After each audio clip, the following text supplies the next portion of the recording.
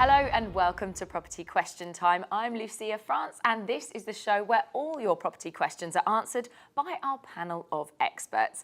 And joining me in the studio today, we have a lovely bunch of people, including Stefano Lucatello, Senior Partner of Cobalt Law International Lawyers. Hello. Hello. How are you? I'm very well. How are you? Good. I'm fine, thank you. We've also got Garrett O'Hanlon. He is the founding director of MAP Chartered Surveyors. Welcome, Garrett. Thank you very much.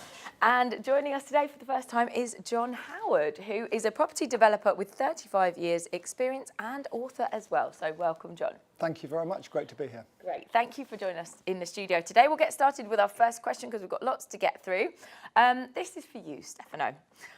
I don't want to live in a place that is too touristy. Are there areas that are off the beaten track where I could look? And this is obviously in Italy. You don't have to go completely global here. Off the beaten track? Yeah, where they could look for a property. How long have you got? Probably the top Probably of the top of a mountain where nobody can disturb you whatsoever. Okay. It depends, one, how much money you've got, and two, whether you want to be off the beaten track near a seaside or if you want to be off the beaten track in the countryside. The areas that come to mind are the mountainous areas and the Apennines, as you know, run from all the way from the top of Italy all the way down to the bottom, so somewhere along that. Umbria, Tuscany, very beautiful. If you want to go further south, you can go to Puglia, near to the seaside, but off the beaten track. Very difficult to get found if you go into one of the small localities, the small villages. But as I say, it's very difficult to understand, explain and give a proper answer to this because we don't have much more information. No, we don't. You know, you could buy a beautiful home in the middle of a forest for millions of euros, whereas you could buy something much, much cheaper somewhere else. But, you know, I can't answer that question any more than I have. What do you mean there where you say it's very difficult to get found? In terms of the location is difficult to find, or if you want to get lost, that's the place to go? Well, in Italy, you can get lost very easily. Right. Just put it mildly. Okay. You can get lost very easily. Right. You can find off the beaten track properties which have never been occupied for many, many years. You can renovate them and nobody will find you. In fact, so much so that the local postman probably won't be able to find you and you won't be able to get post. You'll have to go into the village if there's a village and have it delivered there. So I would say some mountainous areas. The top end of Italy, Trieste area of Italy, which is neighbouring to Austria, that sort of area, if you want to get lost, that's probably one of the best areas. It's one of the most scenic areas as well. I mean, it's beautiful. You can have snow in the winter and you have beautiful weather in the summer, lots of walking if you're a skier or a snow addict, whatever. Yes, absolutely. Yeah, that's the sort of place I'd go to. Northern Italy, Trieste area, beautiful winter, beautiful summer. Are there any more issues legally to buying rurally in Italy than buying? Yes, there are. I mean, if you buy in the rural areas, as in France, you have to give notice to your neighbours who are along your perimeter that you're about to buy, and they then have 31 calendar days in which to come back and say, yes, we will offer the same price as you, because the idea historically was that land was to be kept, in this case, in the ownership of Italians and not in foreign ownership. Oh, right. So it's still the case that they have what's called a right of preemption, a first right of refusal. Yes, that's right, Garrett, yeah. So you have to be very... in Italy It's the same in Italy everywhere. Yeah. Whereas in France, for example, the same applies, but before you can sell any property in France, the local authority has to say yes, and only then can the notary proceed with the steps to complete the transaction. So in France there are two steps that you need to jump through, two hoops you need to jump through if you want to buy agricultural land in France, but in Italy there's only one step. And obviously this is a very short question, but in terms of advice for people that are looking to buy off the beaten track, is there any other advice legally you would give them well, I would if they are looking for that type of property? I would make sure that what you're buying can actually be developed. There are lots and lots of stone ruins, we call them ruins in Italy, which people used to live in, and many of them were occupied by shepherds. Right. They don't necessarily have planning consent, so someone may actually sell it to you. One, you may not have the proper title or ownership to it, and secondly, if you try and develop it, you might not be able to get the permission necessary to develop it.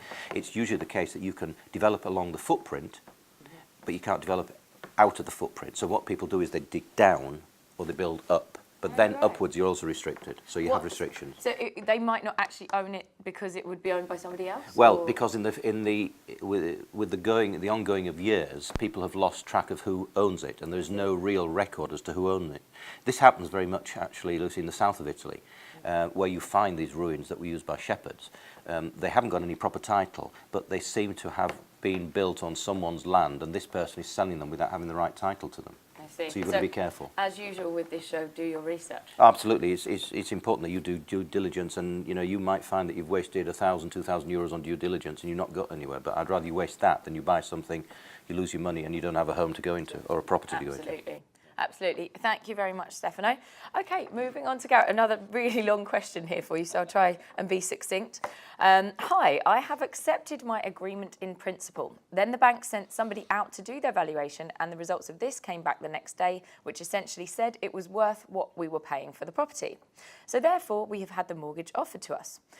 We had previously agreed with our mortgage advisor that we would outsource our own structural surveyor, as she could recommend us one that would be cheaper than the one with the bank. But obviously, we would not request for the surveyor to visit the property until the valuation had been done to ensure that we weren't just wasting our money. Now our structural surveyor visited the property, but we are yet to receive his report.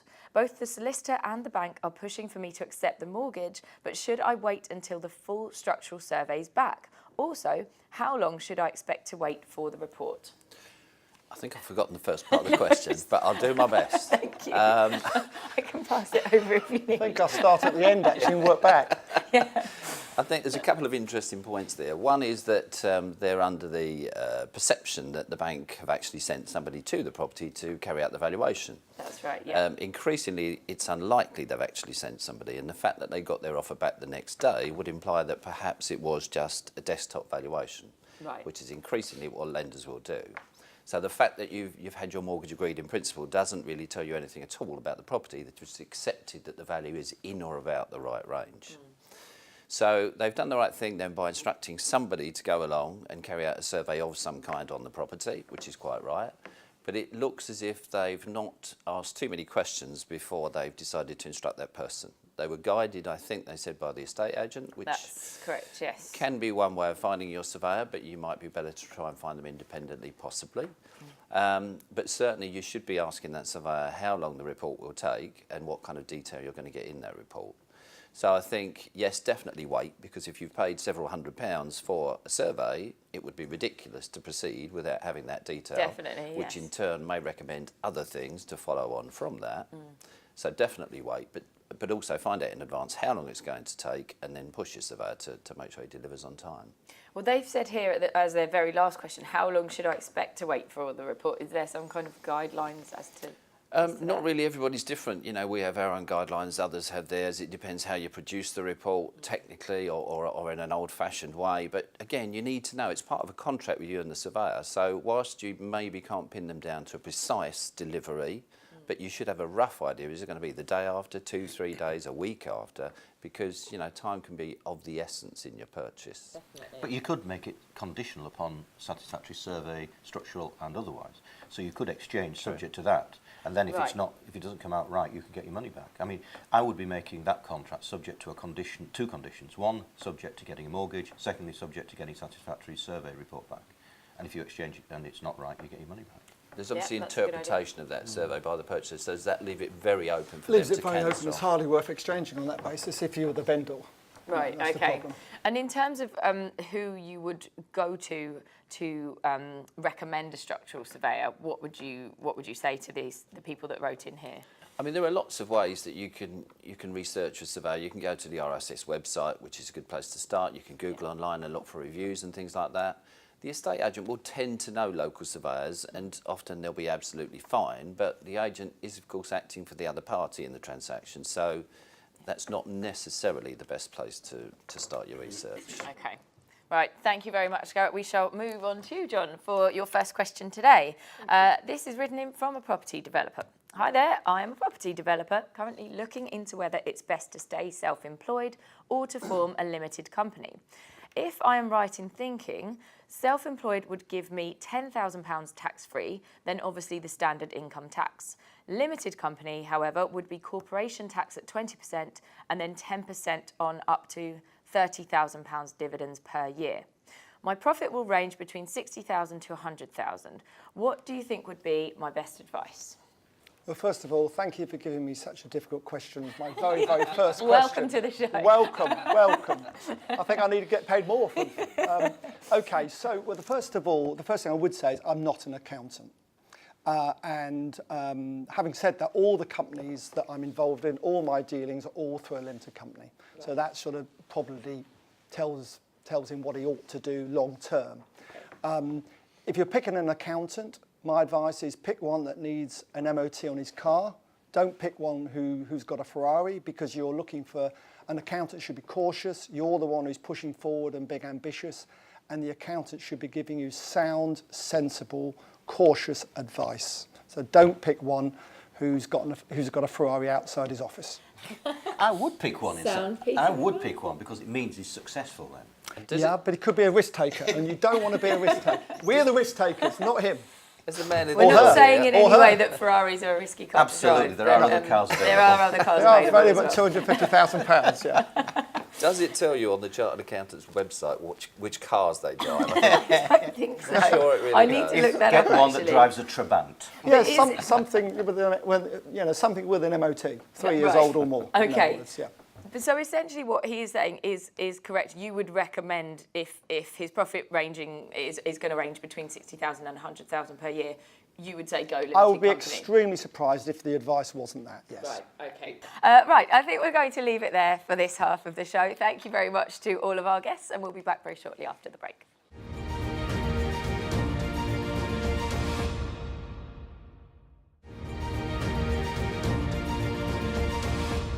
Hello and welcome back to Property Question Time, the show where you write in your questions for anything about property and our panel of experts answer them. And today our panel includes Stefano Lucatello, Garrett O'Hanlon and John Howard. So Stefano, we will go back to your very long question here, so I'll get started. Hello, I'm looking for some advice in how to go about securing a property in Italy to use as a holiday home for a few weeks a year and to let out for the rest of the time as a holiday apartment, i.e. for weeks or months at a time. My problem is that I do not have the funds to buy property outright in Italy, so I was planning on looking into getting a mortgage or some form of rent-to-buy agreement whereby I can let out the property, with the aim being to fully fund the mortgage or rent repayments from the monies gathered in, or in addition to a regular monthly payment from myself. This way, I can eventually pay off the property and own it, and I can also benefit from having a holiday home for some of the year. Sounds very nice. Can you provide some advice on the best ways to go about this, please? No. Yes. So the question is predominantly in two parts. The simple way to answer this is to say that you could go for a mortgage. There are two types of mortgage you could get. You could get a mortgage in England over a property in England. I would dissuade anyone, I always say this to people who ask me the question, I would dissuade anyone from getting an English mortgage to buy a foreign property which is secured over the roof over their heads, for obvious reasons. Yes. I would much rather that you do the second option, which is to go and find an Italian mortgage from Italian banks, and you can get them from mortgage brokers here in the United Kingdom as well. There are international mortgage brokers who deal with many, many countries, amongst them Italy. And then you would secure that on the home or the flat or the apartment or whatever it is you want to buy over there. The very worst scenario is that you can't pay it, you lose that and not the roof over your head. That's right. The intelligent way of looking at it. Yes. Okay, if he can't get either, he's left with a rent to buy.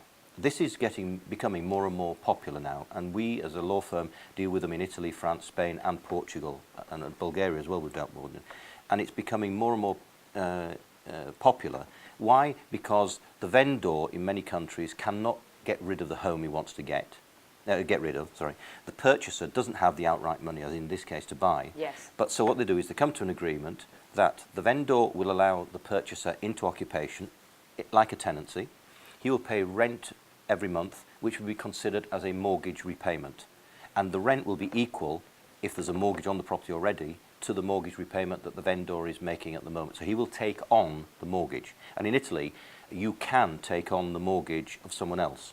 Wow. So they could do one or two things. They could either disclose it to the lender, which I think is always the better way, and it takes a bit longer to do because then there's a bit more administration, or not say anything, as most people do, to the lender, but just continue to pay the lender every month. Right. So the lender in Italy would receive the monies, he wouldn't know any different. Now, the incoming tenant, let's call him the tenant, has the right to stay in that property so long as he pays the upkeep to the property, monthly mortgage, and he keeps everything fine. If he stops doing that, we draft an agreement which says if you stop paying, you will be thrown out. You don't have any benefits as if you rented. You take nothing away with you, and the vendor keeps any rent or any monies that you have paid to him over the last God knows how many months. So how does it work in terms of the vendor receives the monies from the person who's trying to buy the property? He doesn't. Well, he doesn't. That's the point. It just goes straight to the if there's a lender. mortgage, usually the vendor is so cash strapped or so desperate to sell. This is why buy to rents occur. It's certainly in Italy. Yeah. That he will accept. He's happy to accept the payments of the mortgage every month and no premium. There may be a premium at the beginning, a slight premium, maybe £10,000, but usually it goes forward without a premium. Then the last pay, it's like an option agreement, and the last payment is the option fee, which if you pay it, it means that you'll then go to the notaio, the notary public, you will sign the documentation in front of the notary public, and then the house will be transferred from the guy who owned it and has rented it out to you for usually 10 years, it lasts and then that's it. If there isn't a mortgage, then yes, the monies on a monthly basis will go to the vendor. He will retain those. Right, I see. And then that will be knocked off of the eventual price. That's of the right, yes. property. Well, no, I mean, you will agree a price at the beginning. Yes. You will enter into that contract and you will pay over a 10-year period, whatever it accrues at a monthly basis. Right. And at the end of that, the last one is the option fee. You'll attend the notary and you will transfer. One thing to note, though, is that in most countries in Europe, you'll have to pay the transfer tax. It's as if you completed it straight away, not at the end of 10 years. The notary will want the transfer tax to be paid there and then. Okay, and that could affect people's Yes, it could affect finances people quite- too. So you have to do a budget, Lucy. Can I ask you a question? If there's a default on the person renting, Yep. stroke buying, Yes. and the original owner can't afford to carry on with the mortgage, who Yeah. takes the fall for that? Well, the original owner of the property would take the fall, because what would happen is that he is the person that's entered into the contract with the bank, and therefore he's back to square Charges one in again. his name, Yeah, the right. charges in his name, so he's back to square one again. So it's more the risk is with the vendor, not with the Absolutely. purchaser. Yes, Yeah. yes, absolutely. Thank you very much, Stefano. Garrett, we've got another long question here for you. Oh, I'll try and joy. get through it quickly. Working hard. So, we are presently selling our house and negotiated a fair price. After an independent survey being carried out by the buyers, which is not RICS approved, it has come back with some remediation of parts of the property. The report does not suggest the 123 remediation work as a normal RICS survey, so we cannot determine what needs to be done right now or what should be done in the future.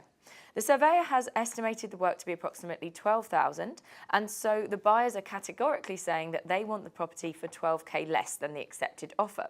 As sellers, we are happy to negotiate with the buyers, but feel that they are being unreasonable by asking us to pay for things, some of which are just probably nice to have or take years to get done. Any advice of what to do? Okay, a few points in that question again, as always. It sounds as if the survey's been done by a chartered surveyor, but they haven't used one of the official RICS survey products, Yes. which is fine, because there are lots and lots of chartered surveyors that have their own products. They're still backed by the fact that that is a chartered surveyor carrying out that inspection. The 123 system which the RICS home buyers uses isn't popular with lots of surveyors. So that's part of the reason why surveyors will carry out their own product. And why is that? I think the main reason is the definitions are quite slim. Number one implies there's nothing wrong at all. So really you're choosing between two numbers. Yeah. And it's a very close call sometimes. And surveyors, being as they are, will sometimes err on the side of overcaution. And so you end up with a report that's just full of threes, when actually there's probably not a true reflection. Right. There are other products available, some of which use different scoring systems. 1 to 10 is, I think, a thing that everybody knows about and gives a much easier range for people to work with. In terms of the £12,000, it's a very marginal sum. It's not a marginal sum of money, but in terms of valuation of a property, that's a marginal sum. And the point that I think the vendors are making is that some of the points which have been raised, you should not unreasonably expect to find in a property of whatever age this is. Yeah. So, for example, a Victorian house won't be perfect. So you'll have a few bits and pieces. And so if you find those things, is it reasonable to take the whole amount of the cost of those works off? And probably not is the answer. So I think as long as the surveyor that undertook the inspection is properly qualified, a chartered surveyor, it doesn't matter that it doesn't use one of the RICS products, and you can still determine the seriousness of the issues by other mechanisms. Yeah. And I think here they're saying that some of these issues that have been brought up are going to take years to get done, so maybe it's an ongoing maintenance issue May I or things like ask that, a which question? Yeah, you please can't do. really fairly say that is their problem. Yes, Sorry. please do. First of all, have they seen the report themselves, or are they just is it second-hand? Yes, it seems that they have. The report has come back with some remediation of Well, parts. can I suggest that they get the work price themselves, and if there's something there that is going to stop it selling again, they get that work done, Right. and then go back and negotiate with the purchaser half of it, or Yeah, a certain 6,000 percentage. quid or whatever it might be. That's probably the way of getting out of Yeah. the situation they're in. I think negotiation is a negotiation, and the trouble with prices of works is if the 10 builders in your village are all busy, the price will be very different than if they're not busy at all. Yeah. So you've just got to find some sensible common ground at the end of the day. Yeah. Thank you very much, guys. Okay, John, your last question for today is, hi, I'm selling my unmortgageable property to a developer. I have a small bungalow of non-standard construction on a small plot about 1/10 of an acre. The developer has made me an acceptable written offer. He plans to redevelop and get 2 properties onto this plot. He has seen the deeds, no problems there, it seems. I inherited the property from a deceased relation. Is there going to be any capital gains tax involved, I wonder? Also, can you advise anything else I should watch out for? This is a new experience for me, so I would appreciate any advice. Well, there could be a long answer. Okay. So Off you go. let's start with the tax situation. Right. So as far as I'm aware, and again, talk to an accountant, but as far as I'm aware, if they're not living in the properties, that's not their main residence, then if they make a profit of over £12,000, which is the allowed amount a year to make, they will pay tax on that. That's the first thing. Right. The second, going on to the second point, which is they've got this developer. It doesn't sound like they've taken any advice on whether he's paying, or she or he is paying too much for it or Yeah, not. it doesn't say, yeah. It doesn't say whether it's subject to planning or not.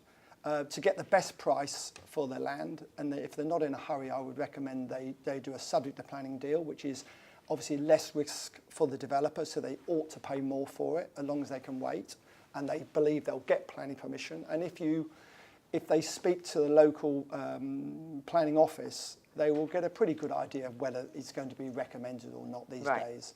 They're there to help. The planning officer is. They're normally very busy, but they're there to help.